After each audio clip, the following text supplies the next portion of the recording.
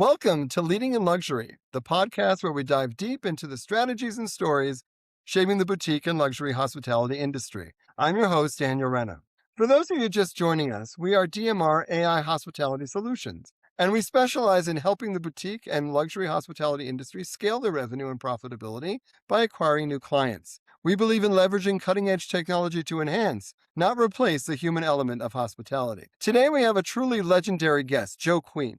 Joe is the executive chef of Archerfield House in Scotland and a culinary veteran with an astonishing 48 years of experience in the industry. From his apprenticeship in Glasgow to iconic establishments like Trump Turnberry, Joe has seen it all. He's not only a master in the kitchen, but also a passionate advocate for nurturing new talent, having established a bespoke chef training academy at Archerfield to address the industry's staffing challenge. Joe, it's a pleasure to have you today. Thank you, Daniel. Good morning. Right. Your career is a testament to dedication and passion in the culinary world. Can you start by telling us about your journey from your early days as a trainee chef to becoming the executive chef of Archerfield House, and what has kept you so deeply engaged in this demanding industry for nearly 5 decades? Yeah, I left school at 16.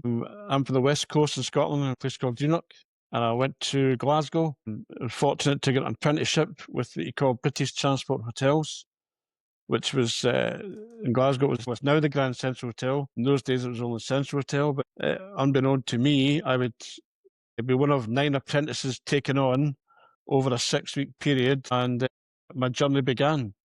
In July 1970, I was fortunate to meet a chef called Stuart Cameron, who was executive chef and gave me the opportunity to go on this apprentice program. And you soon realise that you enter the brigade. There was about 50 chefs in the brigade, and it was just wow. It was just mind blowing because I'd never, obviously, just leaving school and straight into an employment where this was your career and this is what you had to grasp and learn from the best. At the time, you didn't realise that the opportunity you had, but you soon forged that relationship with the other apprentices and the brigade, and you worked hard and you got somewhere.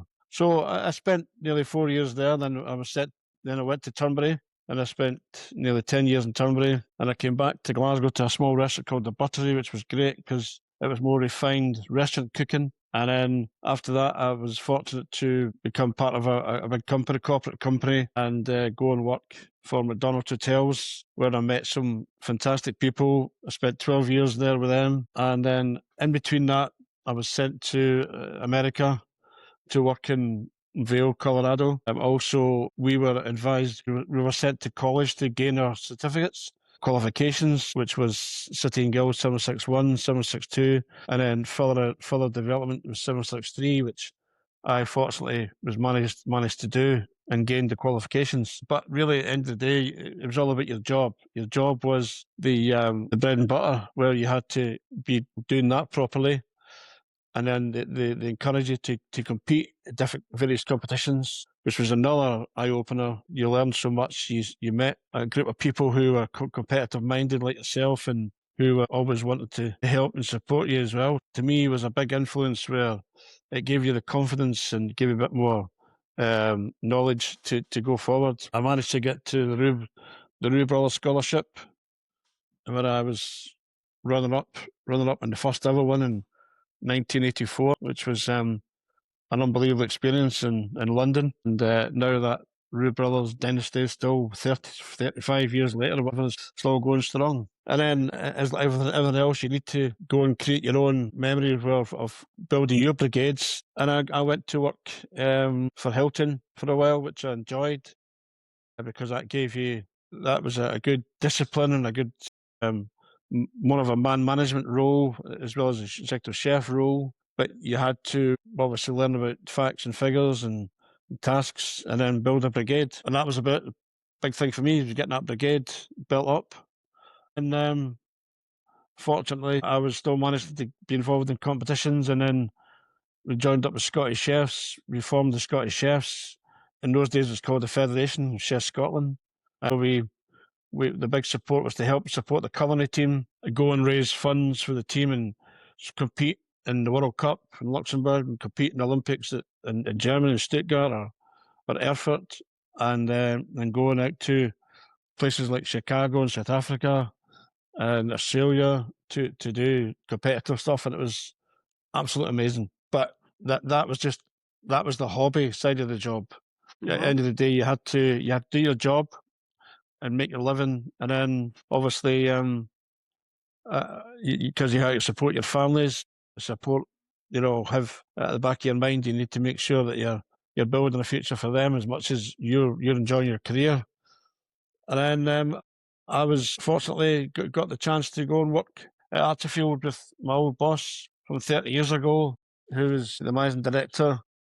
Mm-hmm. And he asked me to come up and look at it, and wow. And I saw it and went, oh my goodness, someplace, 2 golf courses, banqueting kitchen for 200, private dining for 70 covers. You've got 200 people on site with various lodges and pavilions to sleep in, and it's so many thousand square feet of pure glorious land, but you've got 1,100 people who are members of the golf club.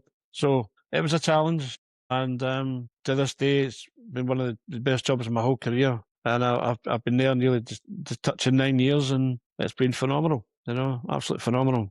But at the end of the day, this industry for me, yeah, the recognition is good, but it's all about the camaraderie, the friendship, the networking, and building a career with people who are like minded and who want to work with you and for you. So I've had a great life in this industry, but long may it continue. Well, that sounds like such an incredible career, Joe, spanning continents and culinary landscapes. And Archerfield House sounds like a truly magnificent property with its golf courses, lodges, banqueting suites, and stunning private house. So Archerfield House caters to a diverse clientele, from golf members in the clubhouse to wedding guests and private dining in the lodges. How do you, as executive chef, manage the immense complexity of overseeing 5 different culinary outlets and a brigade of 22 chefs, ensuring consistent quality and a bespoke luxury experience across such a varied dining environments? And what are the biggest operational challenges in delivering everything from a club sandwich to a beef Wellington or a specialized 4-course menu? Yeah, you're right, Daniel. It's a complex role, one which it's a challenge, but one which I love because I've been involved with many aspects of an industry catering, and it's good to have that whole balance of banqueting and fine dining, and obviously the volume going through the clubhouse. As you say, 1 minute you're serving a club sandwich, the next minute you're creating a beef Wellington for a private dinner. But the way we do it, how we manage the business, the complexity of the business, is by having a strong quality range of chefs spread throughout the business, and they are expected to meet the expectations and deliver the top quality that we require. They're also invoked to review their day-to-day requests because we need teams to fit into certain areas. But there's obviously a responsible person in each of the areas that we work from. So it's up to them to schedule their teams and their mise en place and make sure that they're up to scratch with all their preparation, and they must attend daily briefings, which is a priority because you have to have communication. So that happens every morning at 10:30, and it really, if there's anything not quite right or if someone's flagging something up, then we'll have some support backup to help if it's required to ensure that all the products have arrived in time for them to get working on the preparations for that day. But the radar production is essential because the team know exactly what the plan has to be for production. Mm-hmm. We have menu tastings, we have do fork briefings, fine dining prep. We also do a very busy wedding function. They're all pre-tasted with the client to ensure that there's pure customer satisfaction and that it's met prior to the event. So to me, that's an important part to ensure a smooth transition of the event on the day, but also helps to bind the brigade for the requirements and expectations they need to do.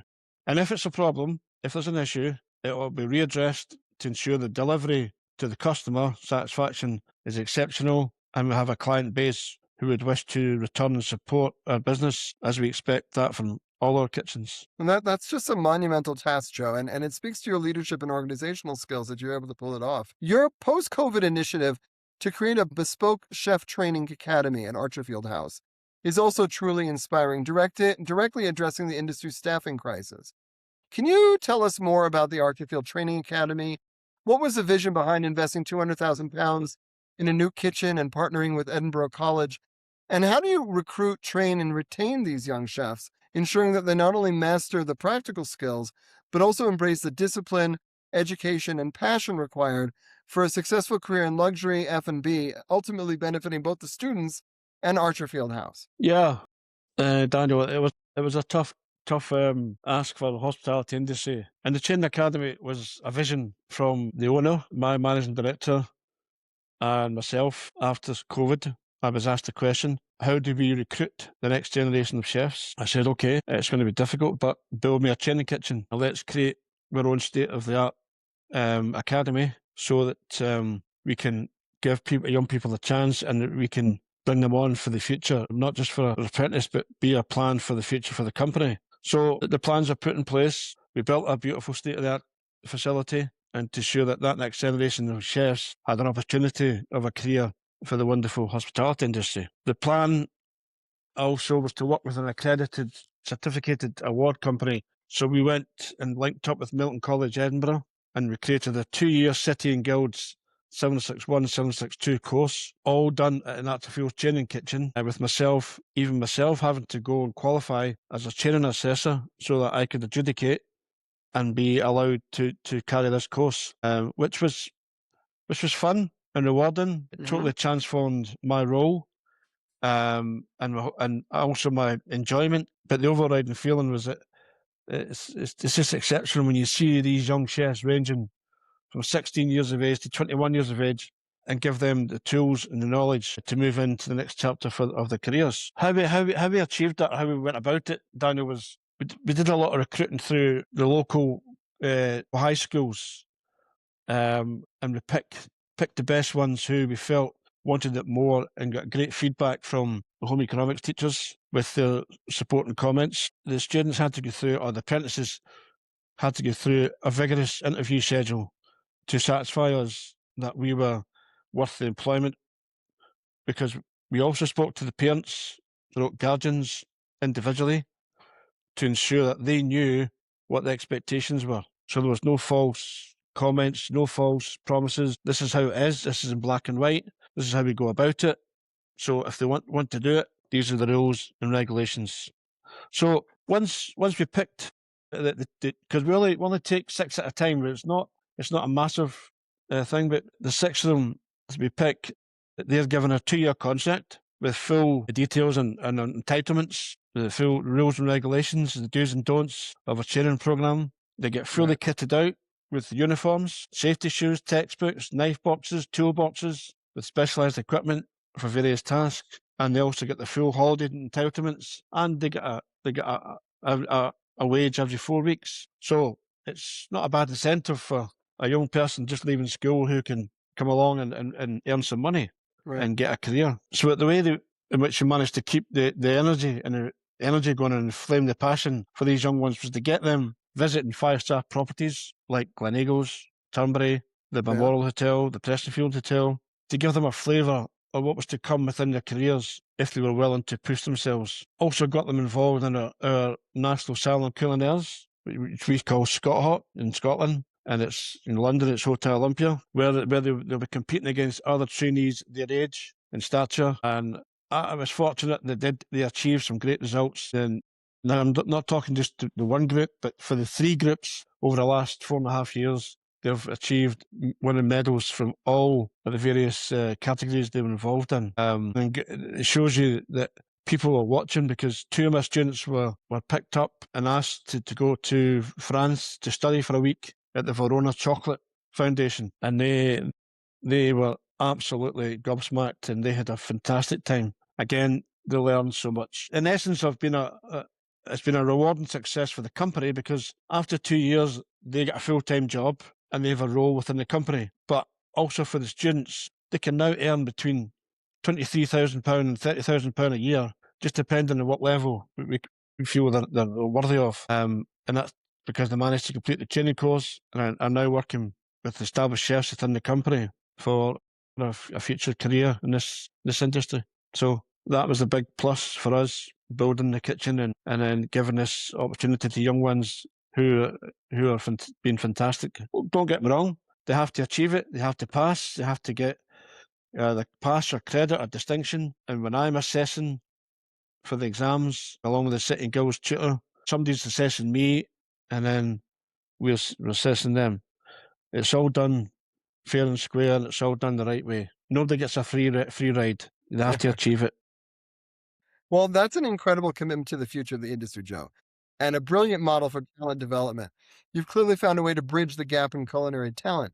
Now, beyond the training academy, what are the most significant technological advancements or systems you've implemented at Archerfield House to streamline kitchen operations, manage procurement, ensure food safety like HACCP and allergens, and ultimately support your team in delivering exceptional culinary experiences?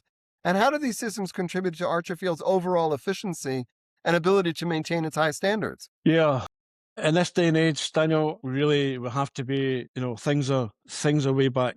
When I was training was a little bit different. Nowadays with the online, the phone controls everything. The phone, online companies is just incredible where don't have to sit by a phone at night time after you finish a busy service and have to phone orders. We went online to a procurement, a purchasing company called Procure Wizard, which we brought on about 6-7 years ago, which was significantly changed the whole ethos of how we went about our day-to-day purchasing. But again, that was a training issue. We had to make sure people understood. But to me, the young chefs of today grasp these things a lot quicker than the older school do. But that's all. It's all about training. So the system we put in many more other advantages and uses within that system, such as our daily shopping basket, where you set targets spread over the week, so the chefs are not going daft and spending a lot of money just for the sake of it. They have to be adhered to a kind of stringent budget to go on. Also, we can set up the day-to-day favourite functioning lists for purchasing, so for all suppliers, so that the consistency for the chefs is there. Also, to make sure that for the supplier's point of view, you're getting the right pack sizes, you get the right weights, you get the right product that you're going for. It also helps make sure that when we purchase the products that we're buying the best quality fish and shellfish, the best fruit, seasonal vegetables, also the butcher meat, and which we require, that it has to be the right if it's a dry aged or whether it's a good fillet or a nice piece of ribeye, it has to be what our specifications are. Same with the poultry. Poultry has to be nice and fresh. In Scotland, we get fantastic game, but we don't really use that until August right through till March, when the grouse season kicks off with the partridge and pheasant, and that's another one that we make sure that we buy the proper stuff, because at the end of the day, it helps the team deliver an exceptional quality cooking and it keeps us in line. Also, the system we have, it's trying to keep us in line with our daily flash food forecasts to make sure that we're achieving the target. From a due diligence point of view, we instigated an external outbound support company called Food Alert 65. We did this in order to support our daily HACCP style system for the style of food safety, which is now plays a major influence in any kitchens. But to me, it will add to the team. It's also a major training point in bringing together the necessary safety procedures that we have to implement on a daily basis. This support role from the outside has totally strengthened the positivity and knowledge of all the food operations and food operators as well, as it's now brought us into the 21st century for all the audits, which can be controlled by the senior chefs, even from using their mobile phones. But its advantages are that it still has to be done twice daily, starting with all refrigerated temperatures. Controls be monitored using Bluetooth probes to ensure that we get safe cooking productions. We use a digital laser probe to check the temperatures of some of our requirements, make sure that you're not going to serve a raw chicken, or you're not going to serve an undercooked bit of beef or whatever. This helps us to get consistency and help deliver the customer satisfaction, and it's safe. Also, it helps us we can log everything onto the system, It's all online, so we don't need to walk about with a clipboard and a pen and paper. We do it because all the information is stored right on the cloud, right on online, so we can, again, and then nobody can cheat the system because it's all in black and white, basically. Right. So that's been a big to make sure we get everything's logged online to ensure proper recording and safekeeping, which in turn helps us deliver quality control and exceptional food and helps us meet the required budget controls on a monthly basis. So I would say that that's one of our biggest points going forward, that bringing the technological advancements up to scratch has helped in a big way. So No. that's as much as I can say on that one. Well, Joe, your insights into culinary excellence, talent development, and operational management in luxury F&B are incredibly valuable.